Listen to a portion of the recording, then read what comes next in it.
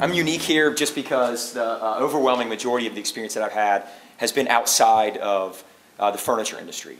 So what I'm going to do is just go through some examples of ways in which other companies are using or have used social media in the past or are using social media now that have been successful. And a lot of these you guys have either probably heard of or seen yourselves, but some of them I think will be new to some of you. I just want to say that, just give a little background on myself, excuse me. I got into social media somewhat by accident in 2002. I signed on with a very small startup company in Washington, D.C., and I think I was the 8th employee, and we were all kind of working out of a loft. And I left Washington, D.C. about a year and a half ago to start Brand Intelligence Group in Winston-Salem. And when I left, our company had over 150 employees, and we had been purchased by Meredith Corporation. So it just goes to show you that from 2002 to 2008, I mean, the proliferation of the space has just been enormous. Like I said, I don't have a lot of experience in furniture, but after I was asked to speak, I kind of just did a little bit of research on how the business works, and I'm, excuse me if I'm naive here, but what I saw was that, the manufacturer, which I would think would have the care the most about how their brand is perceived or represented, doesn't always have a direct connection with the client, or the customer, I should say. And it goes through a retailer or what have you. And I just think in my head, social media is a great way for a manufacturer to get in there and give your feel, give your take on, well, this is how you need to view my brand, or this is what we stand for. This is what we're all about. And do that in a way that really connects emotionally and whichever way to the actual customer. But going forward, I think I have a little bit more of an objective view because I'm coming at this from other industries, everything from public affairs and politics to CPG, consumer packaged goods, and things of that nature. This is an example right here, and this is one of the more popular ones that's happened. Bill Marriott, CEO, chairman of Marriott Hotels, he personally maintains a blog himself, which really takes a more human look at what's going on with the company. It goes through, he has people commenting. You'll see here that the one written on April 1st, 11 comments. He gets in there, the CEO of the company gets in there, communicates, accepts comments from readers, communicates back with them. We'll talk about issues. This is a platform that you'd never be able to pull off on something like a website. This enables him to have, have that human, the authenticity there, this approach. One of the examples I just wanted to point out was last year when the JW Marriott in Jakarta, Indonesia was bombed. A lot of people came to this blog to see what his opinion was on this. And it enabled him to have a very empathetic discourse with the people out there, people on the internet. And I remember at the time a lot of media picked up on that because I think they had a press release or a statement on their website. But this was really more of a conversation. And how many times does the CEO of a company just get out there and talk with the public? Moving on to the next one is, and this is another one you guys have probably heard of, is Dell. Dell has been doing amazing things on Twitter, just with the way that they've approached this space. They have, I want to say, over 30 different handles that they're using on the space. Some of them are dedicated to sales in a specific region of the United States. Some of them are dedicated to just lifestyle in general. I'm a PC, that lifestyle. The one I just pulled here is the lounge, and this is just like, okay, I'm a Dell user. And what does that mean? I might be into synthesized music. Well, here's a cool product or application or something that's going on that we want our Dell customers to know about. And so it's about more than just, well, here's a computer, here's how much it costs, here's why you should buy it. This is, all right, well, you're a PC. This is there's a lifestyle based around this, and these are the interests that we all have in this space. And so let's link to something completely unrelated to Dell, and let our customer base see those things. Whether you're just surfing the internet, messing around, you think, oh, I'm going to go check out that Dell page because I remember last time I saw a link to a really cool blog post about something completely unrelated, and I want to see what they have to say. Nick, one of the interesting. Nick, I'm just so sorry, I have to though. So can you see if you could link as a manufacturer to Dell Lounge on Twitter? So all these people that are paying attention for the furniture industry, for Dell, which is a great example, you're bringing up Dell Lounge. What if you have furniture that fits really well with that lifestyle?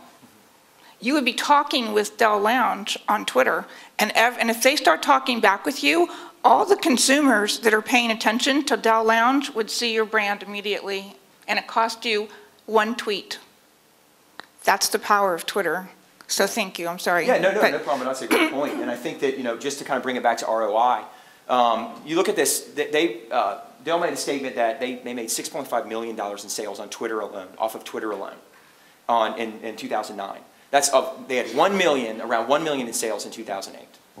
And that just goes to show you that, that's a fraction of their overall sales, I'm sure, but that's $6.5 million that somebody's able to close simply on Twitter by somebody maybe going to their service department on Twitter and saying, hey, I've got an issue here.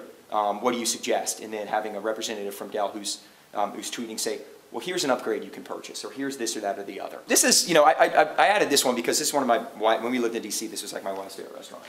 And this is something that's starting to happen in some of the bigger cities, but it's just a very kind of out-of-the-box way to view social media.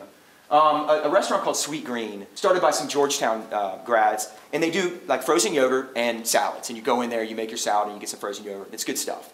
But what they wanted to do was, well, how can we use social media to increase our business and get our name out there? At the time, they had one location on M Street, which is a great location to have, obviously, but in Georgetown. But they wanted people from other parts of the city to know about their product. So they rented like an old bus, and they outfitted it to be able to serve yogurt, in the bus. And they used Twitter to say, okay, we're leaving Farragut Square. It's been fun. We're heading to 17th and K. We'll see you guys there. And you get the update on your phone, and you're at the office, and it's like 3:30, and you're like, man, I could really go for something. You get out and you run outside. The truck's pulling up. You get your yogurt. Well, like if you live in DuPont Circle, for instance, and you normally wouldn't have had a reason to go to Georgetown to pick that up, they're going to bring it to you.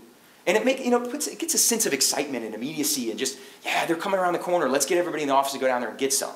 And, and then like when they're going to be in your area. And then the other thing you can do is you can write back to them and suggest locations. Hey, you guys never visit us in Washington Circle. Why don't you guys come visit us there? Boom, they're going to come do that. It's very human because you're having a conversation with your audience, with your customers.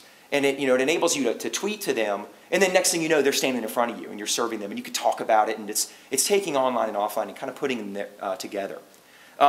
This is an example that you have a very small, this is a very localized and small group, but it's very, very important because what then happens is those small people who are subscribed to yours, they may tweet about it, and then their extended group hears about it. And so it's what we were saying before. It's not always about numbers. Sometimes they may only have obviously 1,500 followers. But then those 1,500 followers are talking about them, and the people that follow them can see that.